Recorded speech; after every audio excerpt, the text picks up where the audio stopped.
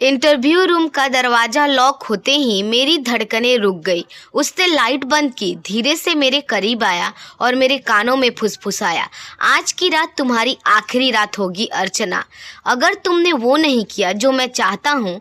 उसने मेरी बेबसी का फायदा उठाते हुए मेरे सामने एक कोरा कागज रख दिया और कहा, इस पर साइन करो और अपनी इज्जत हमेशा के लिए मेरे नाम कर दो।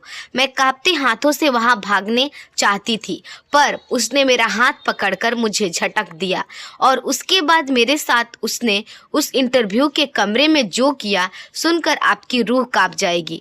एक टूटी चप्पल और जमीन पर बैठी वो बेबस लड़की, उसे क्या पता था कि जिस ऑफिस पे वो कदम रख रही है वहाँ उसका मसीहा नहीं बल्कि बर्बादी का सौदागर इंतजार कर रहा है। इंटरव्यू के बहाने बुलाकर रूम का दरवाजा लॉक कर दिया और उसके साथ जो हुआ, सुबह की पहली किरण के साथ जब मेरी आंख खुली तो मन में एक अजीब सी घबराहट थी। मेरा नाम अर्चना है। आज का दिन मेरी जिंदगी के लिए बहुत बड़ा था। शहर की नामी मल्होत्रा इंडस्ट्रीज में मेरा इंटरव्यू था। माता पिता के जाने के बाद भैया भाभी के साथ रहते हुए मैंने हमेशा खुद को एक किनारे पर महसूस किया था। भैया प्यार तो करते थे, पर भाभी की तिरछी नजरें और उनके ताने मुझे रोज यह एहसास दिलाते थे कि मैं उन पर बोझ हूँ। इसलिए यह नौकरी मेरे लिए सिर्फ पैसों का जरिया नहीं बल्कि अपनी खोई हुई इज्जत पाने का एक रास्ता भी था। अलमारी में रखे अपने सबसे अच्छे मगर पुराने कपड़े को पहनकर मैं घर से निकली। जेब में बस के किराए के अलावा कुछ खास पैसे नहीं थे कि मैं रिक्शा या टैक्सी कर सकूं। जैसे तैसे भीड़ से भरी बस में सवार हुई। बस में पैर रखने की जगह नहीं थी, पर उम्मीदें बहुत थी। अचानक बस स्टॉप आने पर पीछे से एक जोरदार धक्का लगा। भीड़ के उस रेले ने मुझे बस से बाहर धकेल दिया। संभलते संभलते मेरा पैर मुड़ गया और एक आवाज आई, चटक। मेरी चप्पल टूट चुकी थी। मैं बीच सड़क पर खड़ी रह गई। एक पैर में चप्पल थी और दूसरे नंगा पैर तपती सड़क पर छू रहा था। आंखों में बेबसी के आंसू उमड़ आए। सामने ही वह बड़ी बिल्डिंग थी जहां मेरा इंटरव्यू था। मैंने चारों तरफ नजरें दौड़ाई, पर दूर दूर तक कोई मोची नजर नहीं आया। समय भागा जा रहा था। हार मानकर मैं सड़क किनारे फुटपाथ पर बैठ गई। जमीन पर एक पुरानी प्लास्टिक की थैली पड़ी थी। मैंने कांपते हाथों से उस थैली को फाड़ा और अपनी टूटी हुई चप्पल को उससे बांधने लगी। मेरी आंखों में आंसू गिरकर सड़क की धूल में मिल रहे थे। तभी अचानक एक काली चमकदार कार मेरे पास आकर रुकी। गाड़ी का शीशा धीरे से नीचे हुआ। मैंने ऊपर देखा तो धूप के चश्मे के पीछे से दो कठोर आंखें मुझे घूर रही थी। उस शख्स ने बिना कुछ कहे अपनी जेब से कुछ नोट निकाले और मेरी तरफ फेंक दिए। पता नहीं कहां कहां से लोग आकर भीख मांगने बैठ जाते हैं, सड़क भी गंदी करते हैं और समय भी बर्बाद करते हैं। उसने नफरत से कहा और गाड़ी तेज रफ्तार में आगे बढ़ गई।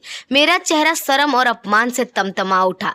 मेरा दिल चीख कर कहना चाहता था कि मैं भिखारी नहीं हूँ, पर मेरी आवाज गले में ही फंस गई। मैंने वो पैसे उठाए और अपनी चप्पल ठीक करने के लिए नहीं, पास ही बैठे एक बूढ़े लाचार आदमी को वो पैसे दिए और खुद लंगड़ाती हुई प्लास्टिक से बंधी चप्पल के साथ इंटरव्यू देने पहुंच गई।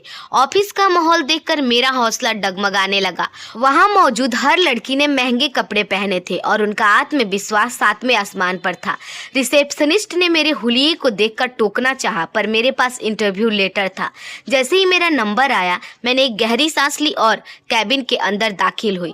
जैसे ही मेरी नजर सामने बैठी कुर्सी पर पड़ी, मेरे शरीर में मानो बिजली दौड़ गई। सामने वही शख्स बैठा था जिसने सड़क पर मुझ पर पैसे फेंके थे।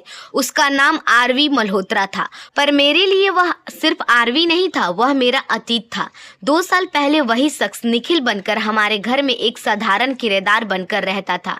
हम दोनों के बीच एक अनकहा रिश्ता था जिसे मैंने प्यार समझा था, पर मेरी शादी कहीं और तय हो गई। शादी वाले दिन मेरा मंगेतर गायब हो गया और तब निखिल ने आगे बढ़कर मुझसे शादी की थी, पर बाद में पता चला कि वह कोई गरीब लड़का नहीं बल्कि एक रईस बिजनेसमैन था जिसने अपनी पहचान छिपाई थी। मेरे परिवार को लगा कि उसने हमारे साथ धोखा किया और मेरे मंगेतर को उसी ने हटवाया है। इसी नफरत में हमारा रिश्ता टूट गया था। आज वह मुस्कुरा रहा था, पर उसकी मुस्कान में जहर था। तो अर्चना जी, यहाँ भी भीख मांगने आ गई आप? उसने कुर्सी पर पीछे झुकते हुए कहा। मेरी आंखों से लगातार आंसू बह रहे थे। मैंने हिम्मत जुटाकर कहा, मैं यहाँ यहाँ नौकरी के लिए आए हो सर। नौकरी तुम्हारे जैसी बदतमीज लड़की को, जिसने सबके सामने मुझ पर हाथ उठाया था, उसने कड़क आवाज में कहा। उसने केबिन का दरवाजा लॉक कर दिया और मुझे डराने लगा।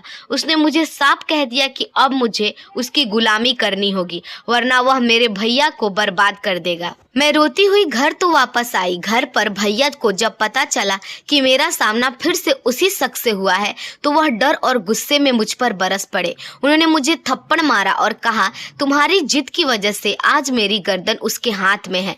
अगली सुबह मैं फिर उसी ऑफिस पहुंची, इस बार इंटरव्यू के लिए नहीं बल्कि उसकी दी हुई सजा काटने के लिए। उसने मुझे अपनी केबिन साफ करने का काम दिया।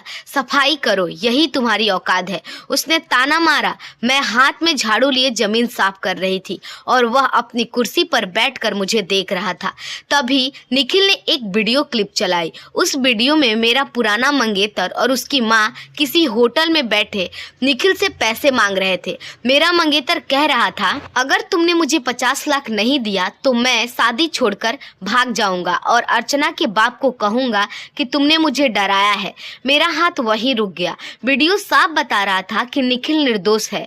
उसने मुझे धोखा नहीं दिया था, बल्कि वह तो उन लालची लोगों से मुझे बचाना चाहता था। वह अमीर था, यह सच उसने सिर्फ इसलिए छुपाया ताकि वह मेरी सादगी और प्यार को परख सके। मेरी रुलाई फूट पड़ी। मैं झाड़ू पटक कर उसके पास गई। बिहान, तुमने मुझे पहले क्यों नहीं बताया? वह चुपचाप खड़ा हो गया। उसकी आंखों में अब वह नफरत नहीं बल्कि वही पुराना प्यार था। तुमने कभी मुझ पर भरोसा ही नहीं किया अर्चना, तुम हमेशा दूसरों की बातों में आ गई। मैंने उसके हाथ थाम लिए और माफी मांगी। उस दिन के बाद बिहान ने मुझे वह इज्जत दी जिसका मैंने सपना देखा था। उसने भैया और भाभी के सामने सारी सच्चाई रखी। भैया की आंखों में भी पछतावे के आंसू थे। हमारी अधूरी शादी को उसने फिर से एक भव्य समारोह में बदल दिया। आज मैं उसी मल्होत्रा इंडस्ट्री की मालकिन बनकर बैठती हूँ जहाँ कभी मुझे चप्पल की वजह से भीख मांगने वाली समझा गया था। सच है, वक्त बदलता है, पर अगर प्यार सच्चा हो तो वह वक्त को भी झुका देता है। दोस्तों, उम्मीद है आपको यह कहानी अच्छी लगी होगी। अगर हमारी कहानी आपको पसंद आई हो तो हमारे वीडियो को लाइक और चैनल को सब्सक्राइब जरूर कीजिएगा। मिलते हैं एक ऐसी ही सच्ची कहानी के साथ। धन्यवाद।